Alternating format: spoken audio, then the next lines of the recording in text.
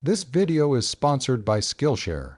The first 1,000 individuals who utilize the link in the description will receive a complimentary trial of Skillshare Premium. It's something we've been taught from a young age. A significant portion of the Earth's surface is water. This is a well-known fact, but you might still be astonished by the vastness of our largest ocean, the Pacific. Calling the Pacific Ocean large is a considerable understatement. It is truly immense. Let's explore this idea further. Picture yourself on a boat at specific coordinates, located in the Pacific Ocean, just off the coasts of Chile and Peru in South America. Now, envision diving into a submarine, descending to the ocean floor, and boring a tunnel all the way through the Earth to emerge on the opposite side. To your surprise, you would still find yourself in the Pacific Ocean, specifically in the Gulf of Tonkin, near Vietnam and China. The Pacific is so vast that it has various antipodal areas, meaning spots on the exact opposite side of the Earth that are still part of this ocean. But that's only the beginning. Certain sections of the Pacific Ocean span more than half of the Earth's surface.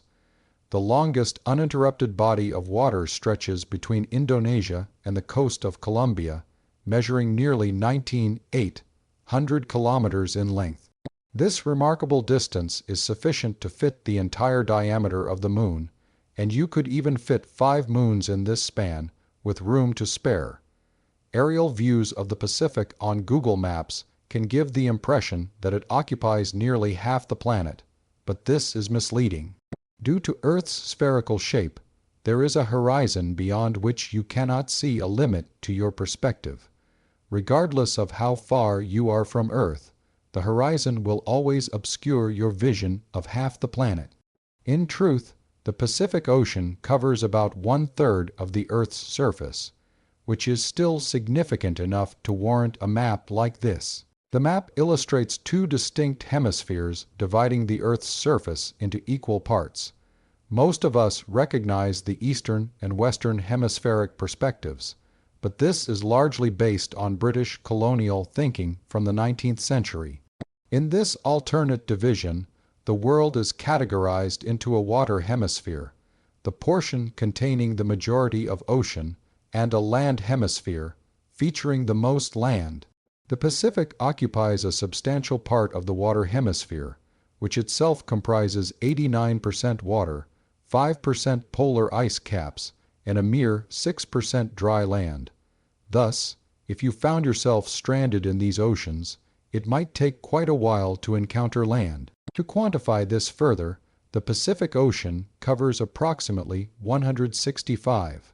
25 million square kilometers. To visualize that, consider that the total area of all the continents combined, North America, South America, Europe, Africa, Asia, Australia, Antarctica, and even Greenland, is about 148 million square kilometers. This suggests that the entirety of Earth's continents could fit within the Pacific, leaving millions of square kilometers still unoccupied. Now think about Mars. Its entire surface area is roughly 1 million square kilometers. If we poured the Pacific Ocean over Mars, it would completely cover Mars' 145 million square kilometers of surface area. Indeed, the Pacific Ocean is an astonishing 20 million square kilometers larger than Mars itself, and that figure only accounts for the surface area, not its extraordinary depth. The Pacific is not only wide, but also deep. It is the deepest of Earth's oceans. The Challenger Deep in the Mariana Trench is the farthest known point below sea level, plunging nearly 11 kilometers down. Other trenches, like the Tonga Trench, Philippine Trench, and Kuril-Kamchatka Trench, also boast depths exceeding 3 kilometers. On average, the Pacific's depth is over 4 meters, which is more than 600 times deeper than an average American swimming pool's deep end.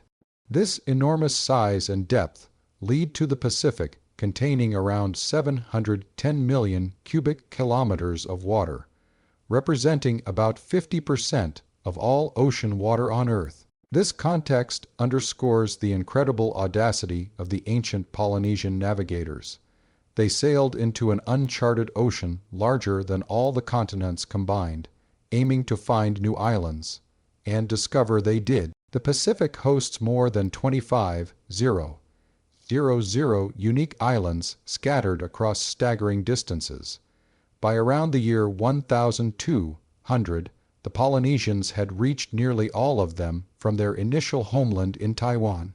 Some of these islands are still remarkably remote and challenging to access even today, let alone a millennium ago. For example, Honolulu in Hawaii is the most isolated city with a population above 100, as the nearest equally sized city, San Francisco, lies more than 3,800 kilometers away, roughly the distance between New York City and Los Angeles. The Polynesians were able to reach these distances over 700 years ago.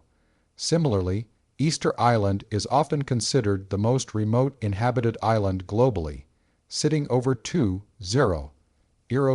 kilometers from any other landmass, with the nearest being Pitcairn Island.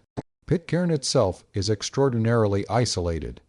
In addition to its distance from land, Easter Island is 600 kilometers from the closest settlement with over 500 inhabitants in Mangareva and 500 kilometers from the nearest continent, South America.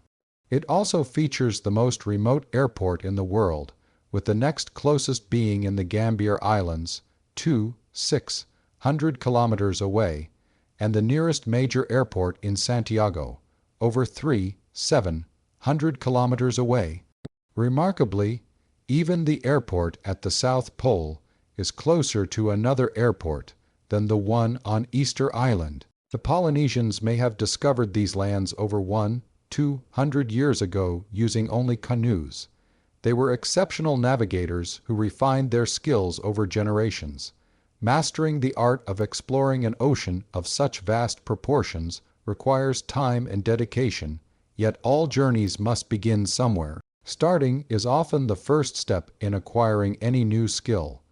If you have a significant personal objective or a passion project you wish to pursue but feel unprepared, consider taking the leap and checking out Skillshare next. Whether you're keen on learning how to produce your own videos for YouTube, film festivals, or simply for enjoyment, there are many classes available, including DIY filming, creating pro video with tools you already own by Mark Cursosimo, or Introduction to Aerial Videography, Creative Direction, for drone filming by Wild Rabbit Productions, among countless others. Interested in enhancing your productivity? My friend Thomas Frank offers a comprehensive productivity masterclass covering ways to stay focused and efficient in nearly any task. As a Skillshare member, you'll have access to these courses and thousands more across a wide array of topics, from writing and photography to web development and graphic design. These can help you discover a new interest, excel in academic skills to boost your career. It's an excellent option for times when you find yourself at home or with free time. With various skill levels offered, there's something for everyone from beginners to experts. Plus, by being among the first 1,000 people to use the link in my description, you can start with a free trial of Skillshare Premium. This way, you can meet your own learning aspirations while supporting my channel at the same time. So, be sure to check it out, and thank you for watching.